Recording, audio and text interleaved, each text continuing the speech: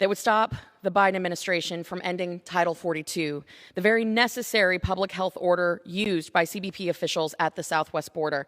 Now, since President Biden took office in January of last year, Customs and Border Protection officials have encountered over 2 million illegal immigrants at the southern border. This number is more than at any other time during the Trump administration and still continues to astonish those of us who have actually visited the border to see what's happening there. You know, unlike our trafficker in chief who would rather retreat to his beach house in Delaware than face the American people, or the so-called border czar who visited El Paso once and figured that that was good enough, I myself have been to the border 3 times to see this crisis for myself. In fact, over 70% of my Republican colleagues have been to see the tragic crisis unfolding there. And you know, as a member of the Homeland Security Committee, I have followed this issue from the very beginning and have feared the very day when Title 42 would be rescinded for political purposes. You know, speaking of political purposes, I find it exceptionally hypocritical that this very chamber is still utilizing proxy voting under the guise of a public health concern. In fact, on March 29th, the Speaker extended proxy voting through May 14th of this year because, quote, the ongoing public health crisis.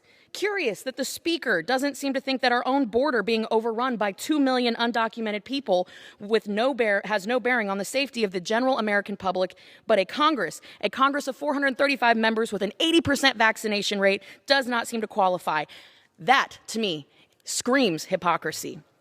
Furthermore, there are members of this chamber who have been voting present via proxy.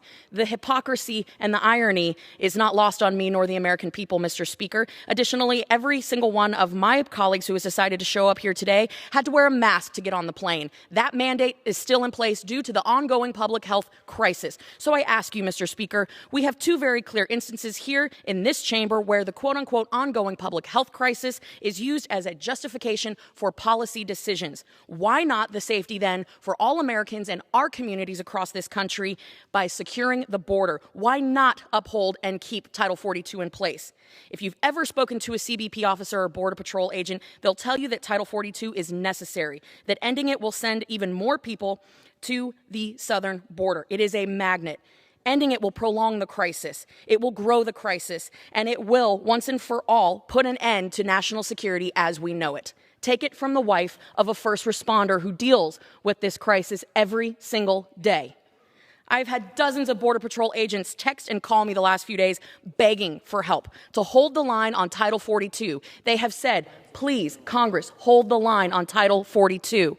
It must be protected because it is the only policy in place currently in the slightest that will slow this surge that we have watched grow before our eyes.